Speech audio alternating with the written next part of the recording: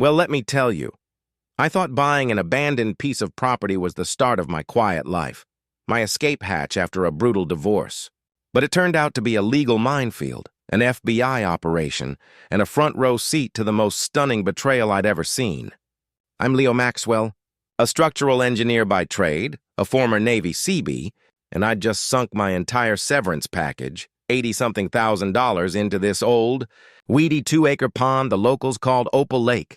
I was hoping for peace, man, not war with the entire neighborhood association. 3 days after I closed the deal, I'm sitting on my rickety old dock sipping coffee from my favorite mug, just feeling good for the first time in months. When I hear this sick bubbling sound from the center of the water, I stand up, squinting, thinking maybe it's a gas leak, something residual, and then boom!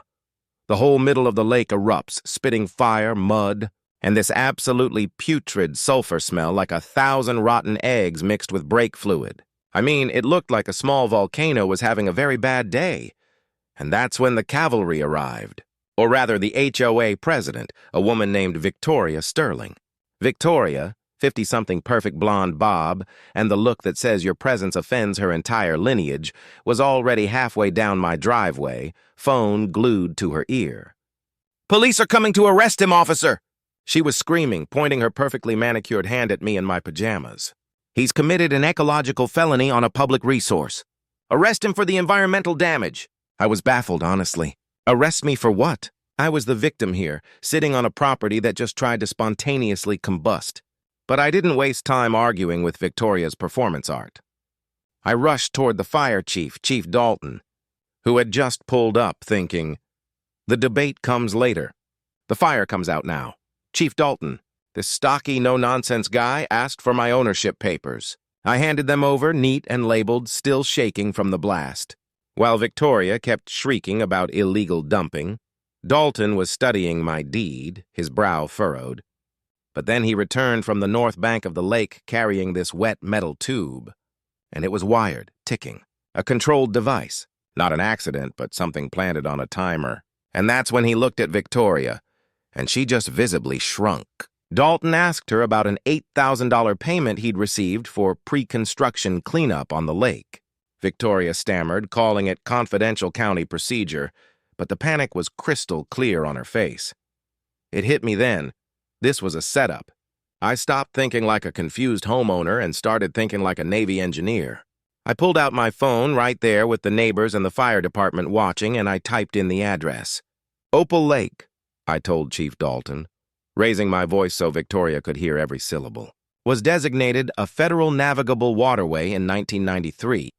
Under 33 CFR 329.4 and Section 404 of the Clean Water Act, county authorities have zero jurisdiction over this waterway for environmental work without explicit EPA approval.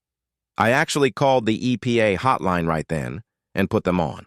Speakerphone, and the agent confirmed it. The whole local county play, the HOA's authority, was instantaneously shut down by a little piece of federal code. The look on Victoria's face?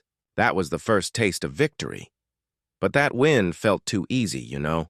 My gut told me something deeper was wrong. That night, after the smoke cleared, I started digging into the county records with the paranoia of a true Seabee. And what I found made my blood run cold. The property I'd bought for $85 grand wasn't actually owned by the county when they sold it to me.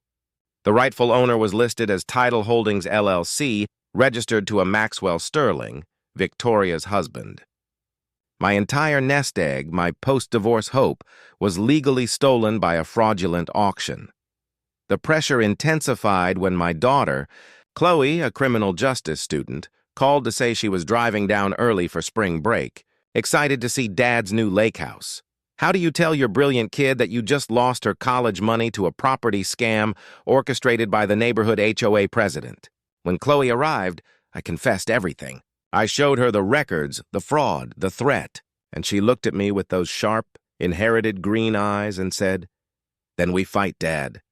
You taught me when something is worth having, we fight for it." That was the turning point. Chloe threw herself into the case like a true investigator. She quickly identified 3 other families, the Peterson family, the Harris family, and the Chen family, who had lost their properties in the past 4 years through identical emergency environmental remediation seizures. Always the same language, same county department, and always the same contractor. Tidal Environmental Solutions, owned by Maxwell Sterling. They were systematically stealing valuable waterfront land for development, using fake environmental emergencies as cover. We called Chief Dalton, who had been used as the legitimate face of the disposal work. He was tormented with guilt. He admitted that the properties were all clean, but he was paid to create controlled disruptions, small explosions and chemical releases, to justify the county intervention. He provided bank records and photos, showing he was hired to create the problem, not solve one. The scale was too big for local police. Chloe convinced me to call the big guns. The FBI Environmental Crime Unit. Special Agent Dana Keller took the case. She revealed they'd been tracking tidal holdings across 3 states. I had inadvertently tripped a wire by challenging federal jurisdiction. Dana confirmed my theory. This was a RICO case, organized criminal enterprise, and they estimated over $12 million in property fraud. She asked me to become a civilian consultant, to wear a wire, and to set a trap. The final act was the HOA's emergency community meeting Victoria called to warn the neighbors about my lake. I strapped on the wire, a tiny microphone and a recorder, feeling like an amateur spy. Before I left, Chloe found a chilling detail, a photo from my wedding to my ex-wife Lisa 7 years ago, showing Victoria Sterling smiling in the background. She hadn't randomly targeted my lake. She had been watching my family for years. I walked into that community center and sat down, my heart pounding, but my mind ice cold. Victoria was at the podium, perfectly composed, spewing technical-sounding nonsense about contamination. I stood up. "Mrs. Sterling," I said, projecting my voice, "can you explain why county records show Tidal Holdings LLC as the actual owner of the property that was sold to me?" Her mask twitched, but she recovered with practiced deflection. I pressed harder. "Can you explain the $8,000 payments from Tidal Environmental Solutions to Fire Chief Dalton for controlled disposal services on the dates of emergency seizures?" The murmurs started. Then the silence broke. A little old lady, Mrs. Peterson, stood up. She had waited 4 years for this moment. "Victoria," she said, her voice clear and strong, "I heard you tell the county men that my contamination reports needed to show high levels by Thursday because the development company needed demolition approval by the end of the month. Then Mr. Harris, then Mrs. Chen, all standing, all sharing the same chilling script they had suffered through. And then young Marcus Chen, the teenager, held up his phone. I recorded what she said. Want to hear her admit that fear works better than facts?" The room erupted. That's when Chief Dalton walked in, placed a banker's box on the table, and laid out the financial records, the work orders, the photos. He admitted his complicity, his guilt, his betrayal. As Victoria stood there, shattered, Agent Keller stepped out from the back, badge held high. "This meeting has been monitored as part of an ongoing federal investigation into systematic property fraud." As the handcuffs clicked onto Victoria's wrists, she looked right at me, a cold, venomous smile on her face. "You think you've won, Leo?" she sneered. "Check Chloe's college fund. Some victories cost more than you think." She was led away, and the room was chaos. But we had won. The federal government seized all of their assets. I got my clear title, plus a hefty restitution check. Under one condition, Opal Lake had to be placed into a permanent, federally protected trust, the Opal Lake Conservation Trust, overseen by me and eventually by Chloe. 6 months later, I'm standing by the lake watching Chloe skip rocks. The lake is clean, the 3 families have their homes and restitution, and Victoria Sterling is serving her time in federal prison. It was a complete victory, the most satisfying thing I've ever been a part of. But as the sun sets over our newly protected waterway, my phone buzzes with a secure message from Agent Keller.